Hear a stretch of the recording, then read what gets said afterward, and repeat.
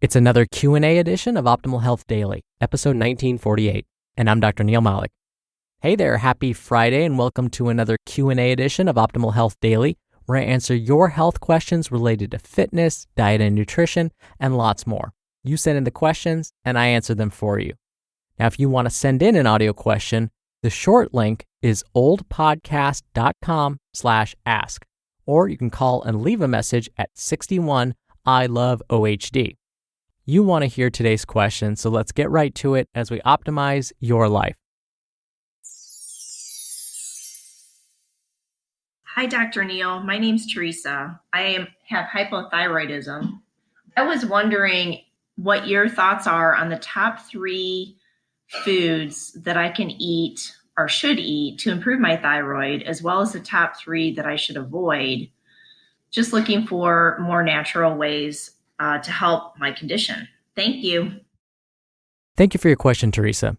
I've actually been receiving quite a few questions about thyroid health in the past few weeks, so I thought it must be time for me to discuss it. But before that, I have to admit something.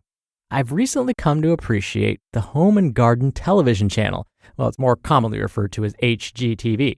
When I finally mustered the courage to admit this fact to my friends, I was relieved that instead of cruelly mocking me, they admitted that they often find themselves binge-watching House Hunters International. But House Hunters International isn't my jam so much. I prefer Flip or Flop, mostly for selfish reasons, though. The show films its episodes in Southern California, where I just so happen to live. So while I watch, I can say, hey, I know where that is. Anywho, one of the stars of the show, Tariq El-Moussa, is a recent cancer survivor. A few years ago, Tariq was diagnosed with thyroid cancer. It's actually an interesting story. A viewer of the show that just so happened to be a nurse noticed that Tariq had a large mass near his throat. The viewer emailed the show's producers, telling them that Tariq needs to get this mass checked by a doctor. And sure enough, after he got his thyroid biopsied, it was determined that he had stage 2 thyroid cancer. It's possible that this viewer saved Tariq's life. Now, Teresa, you were asking about specific foods that may help or harm the thyroid. But first, I want to make sure we understand what the thyroid actually is. So the thyroid is a gland that's found in the neck right in front of the windpipe. This is why the nurse suspected that Tariq El-Moussa had an issue with the thyroid. There was a large lump or mass in Tariq's neck where the thyroid sits.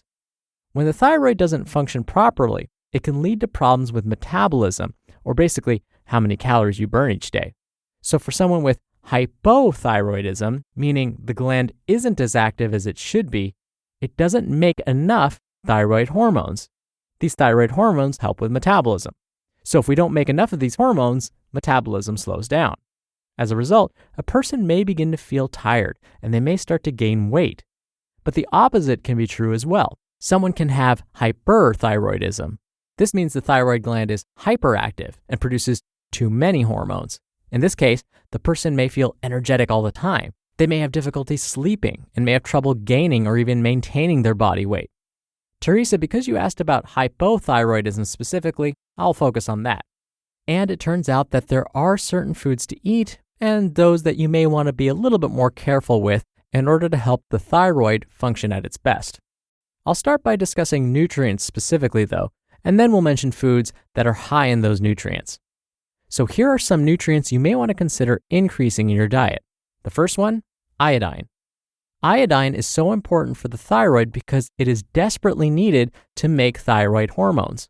One of the best ways to help get enough iodine in your diet is to use iodized salt when you cook.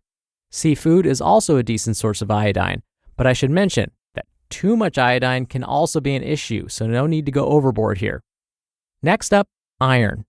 Iron has many functions in the body. We often think of it in terms of whether we're anemic and whether iron is helping our bodies hang on to the oxygen which we so desperately need in order to function. But what's interesting is iron may also help the thyroid gland effectively use iodine and therefore help the gland produce thyroid hormones. Good food sources of iron would be meat, poultry, and seafood. Iron's also found in many plant-based foods. But the problem is this form of iron is not as easily absorbed by the body. One way to help increase absorption is to add some citrus during cooking. The vitamin C in citrus helps the body better absorb iron. Oh, and I have to mention, please don't supplement with iron without your doctor's approval. Too much iron is toxic to the body. Next, selenium. If we were to dissect the thyroid gland, we'd find it's actually full of a mineral called selenium. And it turns out this selenium is protecting the thyroid from damage. Selenium also helps the gland make thyroid hormones too. Now, seafood, meat, poultry, dairy, and Brazil nuts are all good sources of selenium. And the last one, zinc. Zinc, just like the other nutrients I discussed, helps the thyroid produce its hormones. Food sources of zinc include seafood, meat, dairy, and nuts. So as far as foods to avoid, luckily there aren't really any foods that need to be completely avoided. Instead, think about whether you often consume these foods and then think about cutting back. The first group of foods would be cruciferous vegetables. These would be vegetables like cauliflower, broccoli, bok choy, cabbage, Brussels sprouts, and kale. These foods may prevent the thyroid from producing enough thyroid hormones. The other one I need to talk about is soy. Here again, it doesn't need to be avoided completely. If your blood thyroid levels look good, soy may still be okay to consume.